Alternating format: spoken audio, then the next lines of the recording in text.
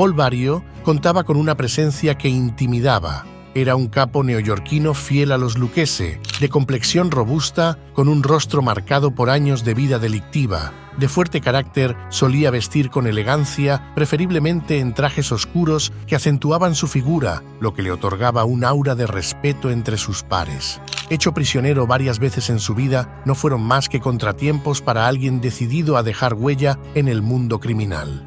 Inclusive, ayudó a gestar uno de los robos más icónicos de la historia de los Estados Unidos. Más de 28 millones de dólares en efectivo si lo llevamos a números actuales. A continuación, la ajetreada vida de Paul Barrio, un mafioso que acumuló dólares como años en prisión.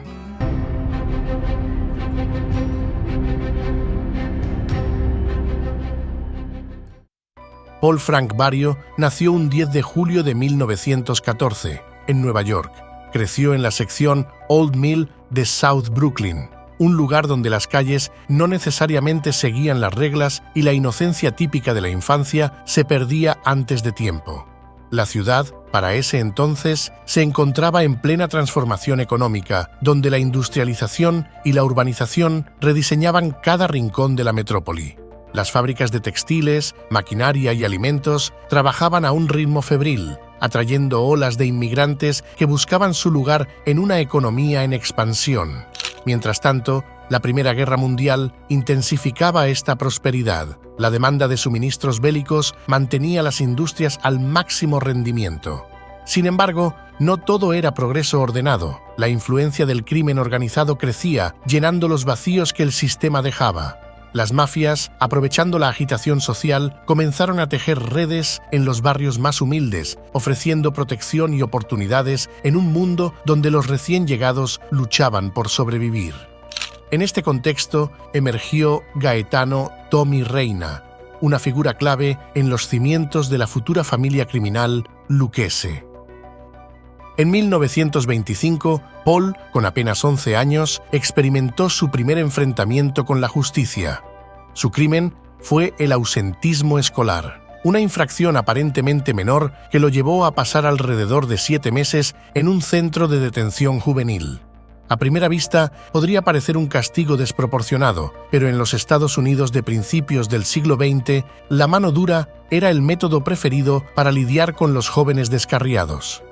El centro donde cumplió su condena era muy representativo de la época, una mezcla opresiva de hacinamiento, disciplina brutal y una completa ausencia de rehabilitación. En lugar de ofrecer un camino hacia la reintegración, las instalaciones juveniles funcionaban como fábricas de resentimiento, endureciendo a los internos con rutinas estrictas y castigos frecuentes. Probablemente allí, Barrio aprendió lecciones más útiles para la vida en las calles que para cualquier intento de rectificación. A pesar de su corta edad, no estaba solo. Compartía ese espacio con otros jóvenes que, como él, comenzaban a entrelazar sus vidas con los complejos tejidos de la delincuencia. Un poco mayor, conoció a Vita Rizzuto, para ser específicos, a principios de los años 30. En 1935 sellaron su unión en un matrimonio que, como muchas cosas en su vida, terminó siendo más un pacto de conveniencia que un cuento de amor. Vita compartió con él una etapa compleja, aunque siempre desde una prudente distancia. Juntos tuvieron 3 hijos, Paul Jr., Leonard y Peter. Cada uno de ellos creció bajo el peso silencioso de un apellido que, fuera de casa, infundía respeto y miedo. Para febrero de 1937, Barrio y Anthony Romano fueron acusados por una adolescente de 16 años, quien afirmaba que aquellos 2 hombres habían cometido excesos con ella. De acuerdo con su denuncia, el suceso ocurrió el 13 de septiembre del año anterior, y supuestamente participaron del delito otros 2 hombres. Describió el hecho de la siguiente manera: «Fui abordada mientras estaba sentada en un automóvil con un amigo. Los agresores entraron a la fuerza, me amenazaron con un arma y me llevaron a una zona aislada, donde fui forzada en el terreno de lo íntimo». El caso salió a la luz cuando la víctima y una amiga denunciaron el crimen a la policía. El juicio sufrió demoras debido a tácticas de intimidación contra los testigos, incluidas amenazas contra la víctima y su familia. Para infortunio de los malhechores, la víctima testificó valientemente contra él y Romano, confirmando su participación en el asalto. El 8 de abril, un gran jurado acusó a ambos hombres por los hechos descritos. El juicio comenzó a principios de noviembre. Finalmente, ambos fueron declarados culpables y sentenciados a entre 10 a 20 años en la prisión de Sing Sing. Barrio recibió la libertad condicional 2 veces mientras cumplía su condena, pero en ambas ocasiones su liberación duró poco debido a actividades delictivas que lo llevaron a regresar a prisión. Su primera libertad condicional se produjo después de haber cumplido una parte de su condena. Sin embargo, rápidamente volvió a infringir la ley, participando en actividades como robos y otros delitos que violaban los términos de su liberación. Nuevamente fue puesto en libertad condicional tras cumplir otra condena adicional, pero, al igual que en la primera instancia, se vio involucrado en actividades ilegales poco después de su liberación. En 1962, casi 25 años luego de su primera sentencia, salió de prisión con algo más que libertad. Llevaba consigo la experiencia de años de encierro y un espíritu decidido a construir su imperio. En realidad, salió con un propósito claro: consolidar su lugar en la jerarquía del crimen organizado. Habían pasado muchos años y no deseaba seguir perdiendo el tiempo por culpa de la ley. Inmediatamente, Paul ascendió al rango de caporegime en la familia criminal lucchese. El respeto no se daba, se arrancaba de la garganta de los más débiles. Controlaba su propia tripulación con una eficiencia escalofriante y sus incipientes pero firmes operaciones en el aeropuerto John F. Kennedy eran un testimonio de ello. Fue también en esa época que se rodeó de nombres que resonarían en los bajos fondos como tambores de guerra: Jimmy Burke, Thomas DeSimone y Henry Hill. Barrio era el tipo de hombre que entendía el poder como una moneda de doble filo. Lo repartía para mantener la lealtad, pero siempre se aseguraba de cobrarlo con intereses. Henry Hill fue el primero en caer bajo el hechizo del mundo que su futuro protector representaba. Para un chico de barrio, las puertas que aquel mentor abría no eran solo oportunidades, eran promesas de un futuro que brillaba con el fulgor del dinero fácil y mal habido. Comenzó con trabajos pequeños: llevar mensajes, abrir cerraduras, forzar un par de ingresos indebidos, aprender las reglas tácitas del juego. Paul lo cuidó, a la par que lo ataba a un contrato invisible, la lealtad absoluta, incluso cuando las luces se apagaban y los cuchillos salían a relucir. Jimmy Burke era un irlandés que tenía su propia banda de personas que ejecutaron robos a mano armada, secuestros y asesinatos. Su grupo era conocido como el Roberts Lounge Crew, y tanto Hill como DeSimone formaron parte de él. Era quizá uno de los asociados a ese grupo delincuencial más independientes. Thomas DeSimone, por otro lado, era un huracán sin control, un hombre cuya violencia era tan natural como su respiración. Paul lo toleraba, quizás incluso lo admiraba, pero siempre desde una distancia prudente. En aquel mundo, la fuerza bruta tenía su lugar con una condición: solo si se usaba con la medida adecuada. Tommy, no obstante, era todo menos preciso. Sus manos se manchaban de sangre con tanta facilidad como se llenan de agua y jabón al lavárselas. Paul veía el potencial y también el peligro. Ambas cualidades estaban presentes, y en un mundo donde un paso en falso podía hundir a toda la operación, el peligro era una carga que debía manejarse con cuidado. Por esta misma época, su relación con Vita, su esposa, terminó en divorcio. Aunque las razones oficiales nunca se documentaron, los susurros apuntan al desgaste de compartir una vida con un hombre cuya existencia giraba en torno al peligro y la traición. Aunado a ello, no estamos contando el motivo de tantos años tras las rejas. En las calles de Brooklyn, específicamente en Canarsie, su nombre empezaba a vincularse a negocios que mezclaban la fachada de la legalidad con el hedor inconfundible del crimen. No era un regreso discreto, para nada. Su reintegración al mundo exterior trajo consigo una expansión de su influencia, tomando como epicentros dos lugares aparentemente insignificantes: el bar Gefkens en Flatlands Avenue y un desvencijado depósito de chatarra conocido como Barrios Bargain Auto Parts en la avenida D. El bar, antaño propiedad de Frank Gefken, dejó atrás su estampa de taberna común para convertirse en un enclave estratégico. Bajo la tenue luz de sus lámparas, los miembros de su pandilla y otros asociados de familias mafiosas discutían préstamos ilegales, el reparto de cargamentos robados y las cuotas de extorsión. Los agentes de la ley, conscientes del criadero de ratas que albergaba el lugar, instalaron dispositivos de vigilancia, aunque poco lograron para mitigar las operaciones que allí se orquestaban.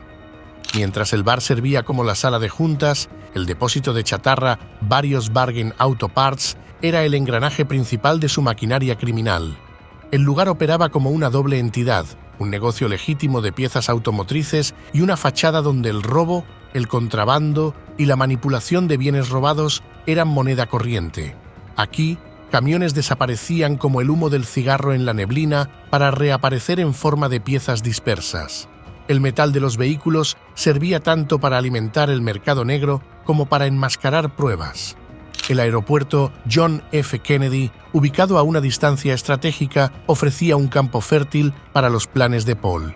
Sus hombres, usando tanto la intimidación como el soborno, dominaban las operaciones de carga, apropiándose de mercancías que iban desde productos electrónicos hasta ropa de lujo.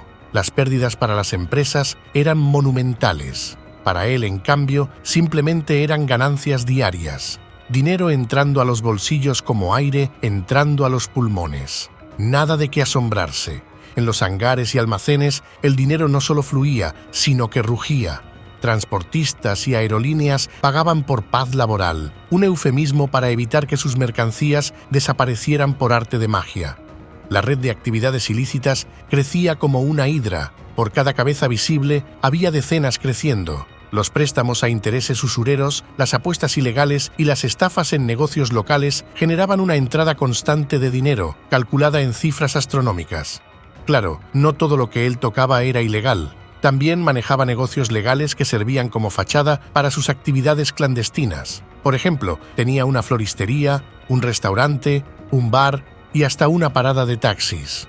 De hecho, un par de veces bromeó con sus allegados diciendo que era un excelente florista y un taxista dedicado. En esa misma temporada, Paul conoció a una mujer llamada Phyllis Joan McConaughey tras el colapso definitivo de su primer matrimonio. Eventualmente se casaron, y lo que siguió fue una unión marcada por episodios de violencia y tensión perpetua. Barrio, un hombre que llevaba su temperamento como una bomba de tiempo, ocasionalmente demostraba con hechos su desdén por las normas básicas de civismo y las buenas costumbres. En una noche de restaurante con ella, el jefe de comedor atendía con entusiasmo a otros comensales antes que a ellos. Él comenzó a quejarse en voz alta por la espera y aunque finalmente lograron sentarse, aquel disgusto no fue el único. Un camarero cometió el error de derramar vino sobre el vestido de ella. Fue un accidente, pero él no lo entendió así. Lejos de mejorar, el camarero trató de enmendar el error, limpiando como pudo el vestido con una servilleta de tela.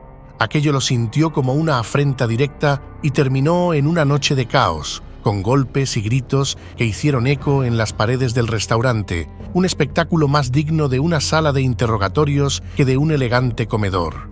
Después, por las horas en que el establecimiento cerraba, envió a algunos de sus matones dotados con tubos y bates de béisbol solo para atacar a los inocentes camareros. Gajes del oficio, sin duda. A pesar de su carácter explosivo y posibles engaños, Phyllis se mantuvo a su lado durante todos esos años. En 1965, Cedarhurst e Inwood, territorios prósperos en Long Island, se convirtieron en su nueva zona de conquista. Los vecindarios, donde las apuestas ilegales eran casi una tradición, ahora caían bajo el control de un hombre que sabía cómo exprimir cada centavo de la desesperación humana. Los pequeños operadores locales se enfrentaron a una elección sencilla: unirse o desaparecer, y muchos eligieron la segunda opción sin que se les consultara demasiado. Los beneficios eran asombrosos. Las cifras ascendían a más de $25,000 diarios, un flujo constante de dinero que reforzaba su posición dentro de la familia Lucchese. Pero el dinero tenía un precio, y ese precio llegó disfrazado de agentes de la ley. A finales de año, Paul fue arrestado junto a 8 de sus hombres. Las acusaciones eran directas: operar una red de apuestas sin licencia. Sin embargo, con su experiencia previa, estos encuentros con la justicia eran poco más que interrupciones molestas, una pausa en un negocio que nunca dejaba de rodar. Cuando lo llevaron ante los tribunales en febrero de 1966, el espectáculo fue casi teatral. El Tribunal Federal de Brooklyn se llenó de fiscales entusiastas y abogados con aires de grandeza, mientras Barrio observaba desde su asiento, relajado, casi riéndose de la puesta en escena. Sabía que el sistema judicial tenía más huecos que un colador y que el dinero y el silencio podían cerrar cualquiera de ellas. Las acusaciones, esta vez por no poseer un sello federal de juego, eran graves solo para aquellos que no entendían cómo funcionaba realmente el juego detrás del juego. Simplemente fue eso, un mal rato. Él salió a la calle, airoso. No pasó mucho tiempo antes de que las autoridades volvieran a golpear. En junio, los funcionarios del condado de Nassau lo arrestaron nuevamente, esta vez acompañado de 17 cómplices. Las acusaciones eran las mismas, y las respuestas de él también. Abogados bien pagados, testigos que olvidaban detalles clave y un sistema dispuesto a inclinarse al peso del dinero. Para cualquier otro, esta serie de arrestos habría sido una señal de que era hora de desaparecer. Pero para Paul eran apenas baches en un camino pavimentado con billetes y construido sobre las ruinas de vidas ajenas. Los rumores decían que, para este punto, el mafioso escondía $1 millón en una sola bóveda, una cifra realmente impresionante. Henry Hill recordaba con admiración y temor cómo su protector se jactaba de aquella suma, no tanto por la cantidad, sino porque representaba su control absoluto sobre lo que hacía. Mientras tanto, Barrio se desempeñaba como consigliere no oficial del jefe en funciones de la familia Lucchese Carmine Tramunti. A pesar de que era un rol no oficial, su influencia era innegable. Cuando hablaba, se escuchaba. Cuando ordenaba, se cumplía. Tramunti sabía que tenerlo cerca era tanto un seguro como una espada de doble filo. En 1970, Paul, acostumbrado a manipular el sistema sin levantar la más mínima sospecha, se enfrentó a una inesperada derrota. En ese tiempo se encontró atrapado en la luz implacable de una celda en el centro correccional del condado de Nassau. Su crimen oficial, desacato al tribunal, un cargo que sonaba casi insignificante frente al universo de delitos que manejaba, que fácilmente llenaban varias carpetas con expedientes y pruebas. La sentencia de 7 meses era un recordatorio incómodo de que, por mucho poder que tuviera, incluso los grandes caen, aunque solo fuera temporalmente. La cárcel, a pesar de todo, no era un lugar para arrepentimientos, sino para planificar. Después de todo, su maquinaria de corrupción seguía funcionando a plena capacidad en su ausencia, y los 7 meses en prisión pasaron volando. Durante ese tiempo, las autoridades comenzaron a estrechar el cerco. Inclusive, para el año siguiente, las cosas volvieron a torcerse para él. En abril de 1972, las fuerzas del orden, cansadas de perseguir huellas borrosas, colocaron un dispositivo de escucha en su remolque, ubicado en su depósito de chatarra en Canarsie. Las conversaciones registradas pintaban un cuadro crudo y descarado de las actividades del capo, quien ni siquiera sospechaba que estaba rodeado de oídos atentos. Para frotar sal en sus heridas, un detective encubierto, equipado con otro dispositivo de escucha, empezó a frecuentar el remolque. El gángster, confiado y quizá demasiado engreído, asumió que el policía era corrupto. Con una mezcla de arrogancia y descuido, comenzó a ofrecerle sobornos. La operación de vigilancia se extendió durante 6 meses, tiempo suficiente para reunir pruebas contundentes. En octubre, el juego terminó. La policía allanó el depósito de chatarra de Paul, un lugar que hasta entonces había sido su fortaleza. Apenas un mes después, el 1 de noviembre, fue acusado de manipulación de testigos. Según las autoridades, había aconsejado a Frank Heidman, un jugador convicto, que huyera a Florida para evitar testificar ante un gran jurado en el condado de Nassau. Su arresto pudo ser descrito con muchos adjetivos. Sin duda alguna, discreto no fue uno de ellos. Tras una persecución de 20 largos y emocionantes minutos por las calles de Brooklyn, la policía finalmente logró frenar su auto. A medida que el año llegaba a su fin, sus problemas legales se acumulaban como una tormenta que no consigue un desagüe. El 21 de noviembre, Paul fue acusado formalmente de fraude de seguros. El caso giraba en torno a una artimaña en la que él y varios cómplices convirtieron un barco en la pieza central de un engaño deliberado. La embarcación, despojada de todo lo valioso, fue hundida en las aguas oscuras de la ilegalidad, solo para resurgir en forma de un reclamo de $7.000 ante una compañía de seguros.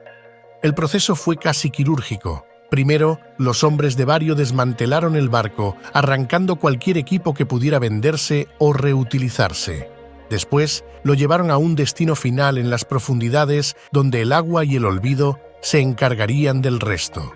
Luego, vino la parte más teatral, el reclamo ante la aseguradora, adornado con la narrativa convincente de una pérdida inesperada y devastadora. El caso del barco hundido no fue un error aislado, sino un reflejo del cinismo con el que Paul veía el mundo. Para él, todo podía descomponerse, ya fuera un barco, un sistema o incluso la moral de aquellos a su alrededor. Su caída continuó en diciembre, cuando se declaró culpable de conducir ebrio. Recibió libertad condicional, pero su tendencia a desobedecer las reglas quedó una vez más en evidencia a principios de 1973, cuando violó los términos de su liberación. En febrero de ese año, fue enviado de nuevo a prisión. Y es que el 9º día de ese mes, un tribunal lo declaró culpable de evasión fiscal, el crimen que, irónicamente, había atrapado a tantos otros mafiosos antes que él. La cifra no era importante. Lo importante era capturar aquel pez gordo. Para abril, Vario ya había recibido su sentencia: 6 años de prisión federal, tiempo que comenzaría a cumplir en la prisión de Louisburg. Louisburg no era su bar en Flatlands Avenue ni su imperio en Long Island. Era un lugar donde su influencia se reducía a lo que podía negociar entre rejas sin que los guardianes pudieran escuchar tanto. A pesar de ello, en aquel lugar, Paul encontró un entorno familiar. Allí, la fila de la mafia reunía a otros como él, hombres que habían construido sus vidas sobre cimientos de ilegalidad y violencia. Aunque estaba tras las rejas, su reputación lo precedía y su influencia continuaba extendiéndose más allá de los muros de la prisión. La cárcel no era un final, sino un interludio, fiel reflejo de que incluso los imperios más oscuros tienen sus momentos de quietud antes de volver a surgir con renovada fuerza. El 20 de julio de ese mismo año, la tragedia golpeó su vida de una manera que ni su violencia ni su poder pudieron evitar. Leonard Vario, hijo de nuestro protagonista, murió aquella fecha a los 23 años, dejando tras de sí un misterio envuelto en llamas y silencio. Su cuerpo, devastado por quemaduras que cubrían más del 90% de su piel, fue dejado a la puerta del hospital por 2 hombres que desaparecieron sin decir una palabra. Leonard, aún con vida y sufriendo de manera atroz, se negó a revelar cómo había terminado en aquel estado. Su resistencia al dolor solo era superada por su lealtad al código de silencio que su núcleo familiar había abrazado como un credo. Aquella noche, una explosión sacudió un almacén cercano, seguida de un incendio que devoró todo a su paso. Las autoridades lo calificaron rápidamente como un acto de incendio provocado, aunque nadie se atrevió a buscar respuestas demasiado profundas. Los rumores sobre la conexión entre Leonard y la explosión comenzaron a extenderse. Pero aquel muchacho no resistió, y para la familia su muerte fue una auténtica tragedia. Paul Vario, en esa circunstancia emocionalmente adversa, mostró poco de su dolor en público. En el cementerio, mientras el ataúd de su fallecido hijo descendía, el silencio se hizo más pesado que nunca, pues el joven había sido víctima de un legado imposible de escapar.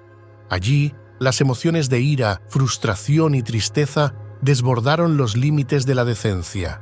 2 camarógrafos de televisión y un detective de la policía fueron golpeados por los asistentes como si la furia de Paul viviera en cada uno de los presentes. En 1975 cruzó los portones de la prisión federal tras haber cumplido poco más de 2 años de una sentencia que inicialmente prometía 6. no era un regreso triunfal ni una marcha en deshonra. Era, simplemente, el tipo de transacción que el sistema ofrecía a hombres como él, un breve encierro para equilibrar una balanza que frecuentemente se encontraba inclinada.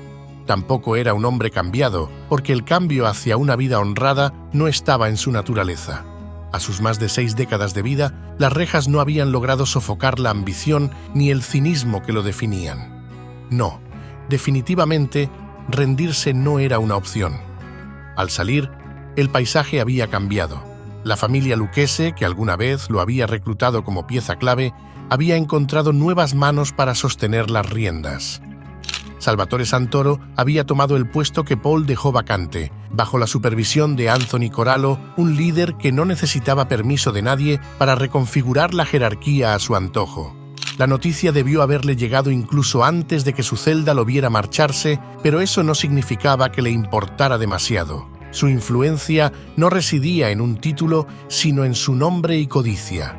Aquella maniobra era una declaración silenciosa. Su tiempo de influencia directa había quedado atrás. No obstante, él no era alguien que aceptara la irreverencia y las puñaladas por la espalda con facilidad. Su destino inmediato lo llevó al sur, a una residencia cerca de Miami, un exilio discreto que combinaba el aire cálido de Florida con los recuerdos de un mundo que no podía dejar atrás. Allí, entre palmeras y un ritmo de vida que simulaba tranquilidad, retomó su papel como engranaje en una maquinaria mucho más grande. No era el hombre visible de antes, pero aún tenía el poder de aprobar movimientos clave. A lo lejos, los engranajes de su maquinaria criminal continuaban girando, alimentados por décadas de lealtades compradas, intimidaciones y un pragmatismo despiadado. El robo de Lufthansa, ejecutado el 11 de diciembre de 1978 en el Aeropuerto Internacional John F. Kennedy, fue más que un golpe audaz. Fue un acto que destilaba la frialdad meticulosa y el cinismo inherente al mundo del crimen organizado. Los protagonistas de esta operación, figuras vinculadas a la familia Lucchese, tejieron una red de complicidades que convirtió la terminal de carga en el escenario de uno de los robos más célebres en la historia estadounidense. Todo comenzó con un susurro, un plan concebido por 2 empleados de Lufthansa, Peter Grunwald y Louis Werner. Ambos habían identificado un envío de dinero en efectivo proveniente de Alemania, una tentación demasiado grande como para ignorarla. Sin embargo, no eran hombres de acción, necesitaban la maquinaria del crimen para ejecutar su visión. Fue entonces cuando Werner buscó a Henry Hill, un asociado de los Lucchese, quien, a su vez, involucró a Jimmy Burke.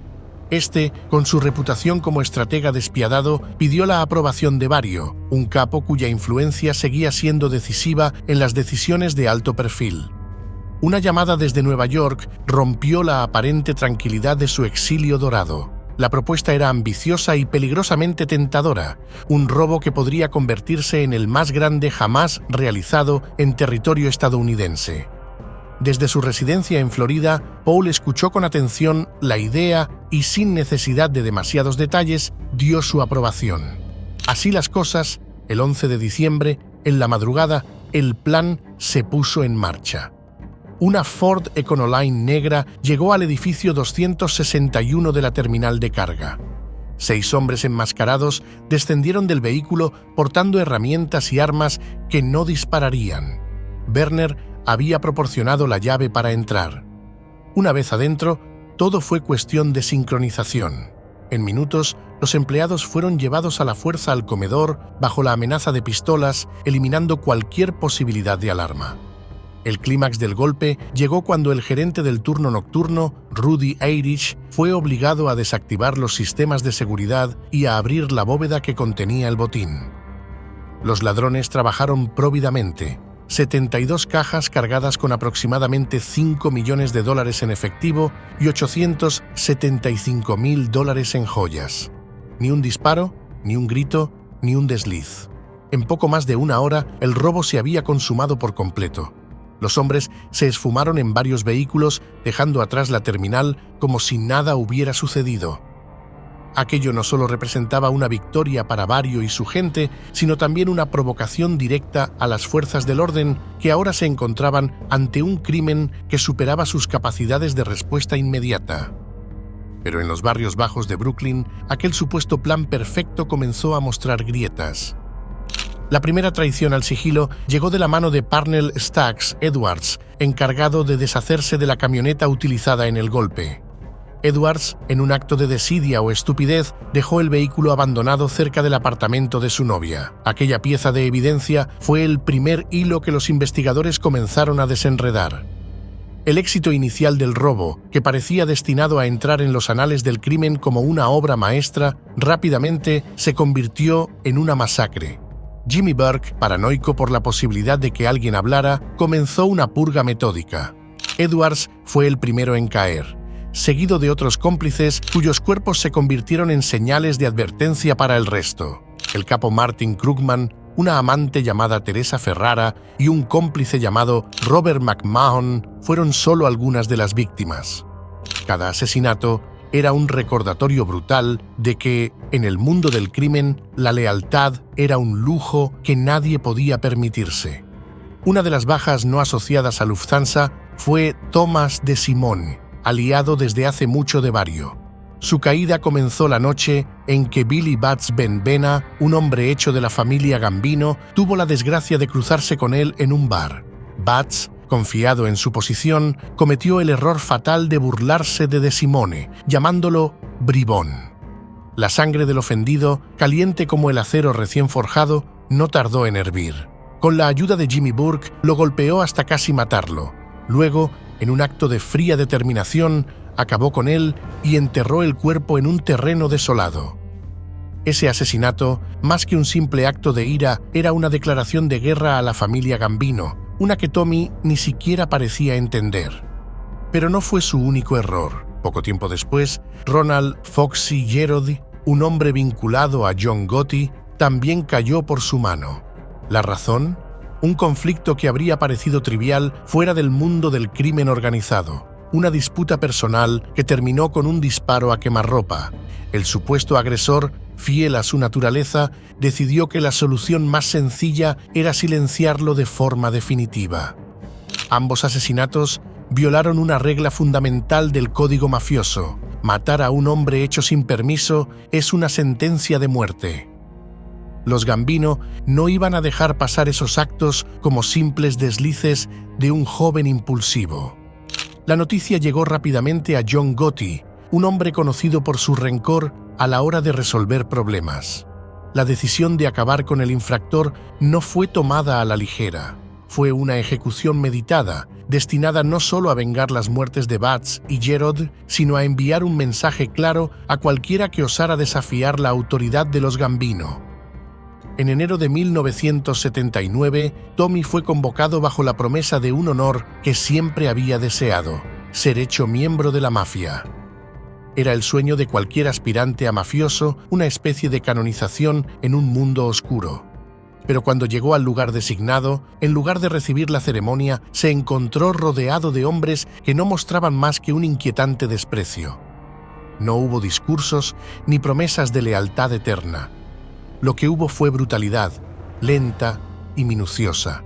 Según algunos relatos, Gotti supervisó la ejecución personalmente, asegurándose de que el destino de Simone fuera tan atroz como las muertes que él mismo había causado.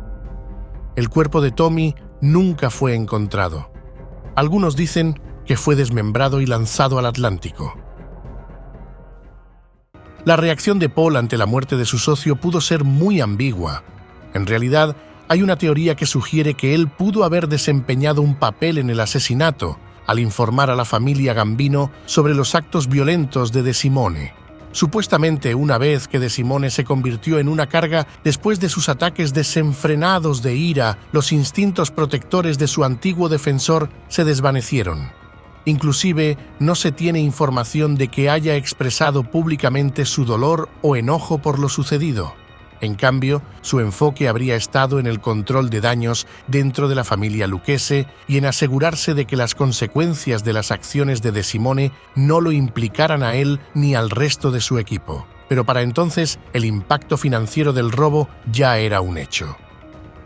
La década de los 80 no fue menos tumultuosa. Henry Hill, hasta entonces protegido de Vario, cayó en prisión a finales del año de 1980. Cuando fue privado de libertad, los rumores comenzaron a arremolinarse como el humo de un cigarro barato. Se decía que nuestro protagonista había puesto los ojos en Karen, la esposa del encarcelado protegido. Las noches que él pasaba cerca de Karen, bajo el pretexto de protegerla mientras su esposo estaba encarcelado, se convirtieron en susurros entre los corredores de la mafia. Para el pupilo, aislado en una celda, cada rumor era un puñal.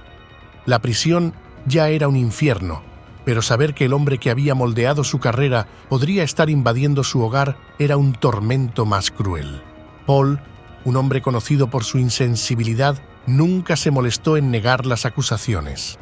Su poder residía en su capacidad para hacer lo que quería, sin importar las consecuencias.